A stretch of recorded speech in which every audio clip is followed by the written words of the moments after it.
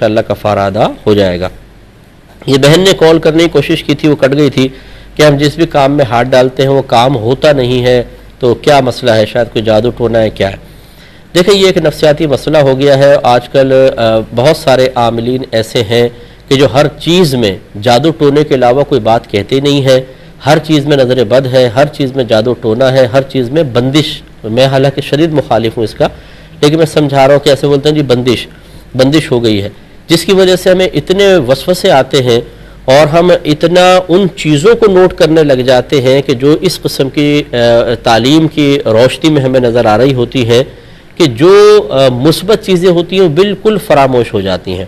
حالانکہ یہی بہن اگر غور کر لیں کہ ان کے 50 کام ایسے ہوں گے کہ جو ہو رہے ہیں اور اس میں رکاوٹ نہیں ہے۔ مثلا یہ رات کو سونا چاہتی ہیں، سو جاتی ہیں، صبح اٹھتی ہیں، ناشتہ کرتی ہیں، کھانا ہضم ہو رہا ہے اور بہت سارے معاملات ان کے ہو رہے ہیں، سینکڑوں کام ہو رہے ہوں گے، وہ نظر نہیں آئیں گے، لیکن ایک دو کام جن کو یہ چاہتے ہیں کہ ہو جائے اور نہ ہو تو بولتے ہیں ہمارا کوئی کام ہو ہی نہیں رہا۔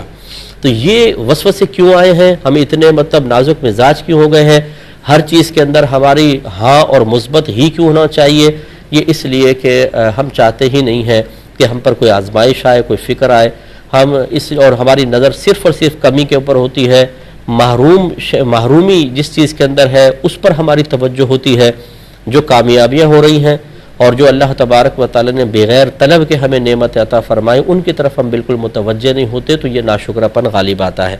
تو پہلی بات تو یاد رکھیں کہ دنیا میں آپ کو اس لیے نہیں بھیجا گیا تھا کہ اللہ تعالیٰ آپ کی مرضی کے تابع ہو کر چلے، بلکہ اس لیے بھیجا گیا تھا کہ اللہ تعالیٰ کچھ احکام آپ کو دے گا، کچھ آزمائشیں دے گا، اس پر پورے اتریں تو آپ امتحان میں پاس ہوں گے، اس کے بدلے میں جنت ملے گی۔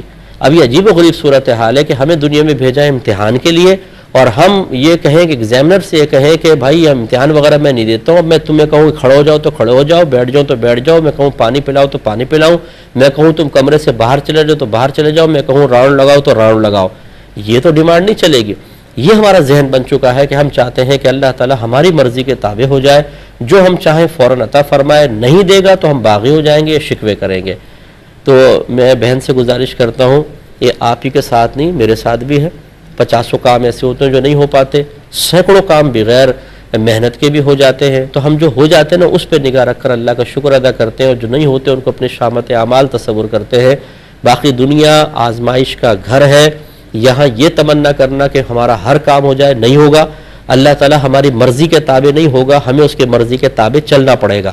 یہ سب اللہ کی جانب سے ہوتا ہے، آزمائشیں اسی کی طرف سے آتی ہیں، وسیلہ مختلف چیزیں بن سکتی ہیں، کوئی انسان، کوئی جانور، کوئی اور طاقت، کوئی دشمن بن سکتا ہے وسیلہ، لیکن حقیقتاً فاعل حقیقی اللہ تبارک و تعالیٰ ہے، اور اللہ تعالیٰ کی طرف ہی متوجہ رہیں کہ اللہ کی طرف سے آزمائش ہے تو انشاءاللہ سکون رہے گا، اور صبر اور سکون سے ہمیں کام لینا چاہیے، انشاءاللہ کامیابی ضرور ہوگی۔ اسی ضمن میں ایک بات میں اور عرض کر دیتا ہوں کہ بعض لوگ کہتے ہیں مفتی صاحب، جیسے اب میں بہن پہ نہیں کہہ رہا ہوں، میں ویسی بات کر رہا ہوں، ہمارے گھر میں یہ پریشانی وہ پریشانی، یوں نہیں ہو رہا وہ نہیں ہو رہا کام۔ میں کہتا ہوں اچھا یہ بتائیے آپ نماز تو سب پڑھتے ہوں گے؟ نہیں۔ قرآن پاک تو ترجمہ تفسیر سے پڑھا ہوگا، یہ گھر میں روزانہ تلاوت ہوتی ہوگی؟ نہیں۔ اچھا رمضان کے روزے چند ایک رکھتے ہیں، باقی نہیں رکھتے ہیں۔ اچھا گناہ آپ نہیں کرتے ہوں گے؟ نہیں، گناہ تو سارے کے سارے کر رہے ہیں۔ تو ہر کام ہم کر رہے ہیں غلط قسم کا، پھر کہتے ہیں کہ پتہ نہیں گھر میں برکت کیوں نہیں ہوتی، ہمارے کام کیوں نہیں ہوتے۔ یعنی ہم تو اللہ کی کوئی نہ مانیں، ہم اللہ تعالیٰ کی مرضی پہ نہ چلیں، اپنی زندگی کو شریعت کے مطابق نہ بنائے۔ معاذ اللہ ہم نے یہ کہاں سے اپنا ذہن بنا لیا کہ اللہ تعالیٰ ہماری مرضی کے مطابق چلے، ہم اشارہ کریں اور اللہ تعالیٰ فوراً ہمارا کام کر دے۔ بھائی گناہوں سے بچیں، نمازیں پڑھیں، علم سیکھیں، قرآن پاک کی تلاوت کریں، یہ کام ہم کر نہیں رہے، گھر میں برکت کیسے آئے گی؟ اور اس پر پھر بڑے بھولے پن سے یہ کہنا پتہ نہیں ہم سے کون سی خطا سرزد ہو گئی ہے کہ یہ کام ہی نہیں ہو پا رہے۔ اچھا آپ کو خطا ہی نظر نہیں آ رہی؟ یہ رابعہ بصری آ گئی ہیں یہاں پر، اور یہاں خواجہ حسن بصری بیٹھے ہوئے اور ان کو اپنی خطائیں نظر نہیں آ رہی، لا حول ولا قوت الا باللہ۔ تو ہماری خطاؤں نے ہمیں اس مقام تک پہنچایا ہے۔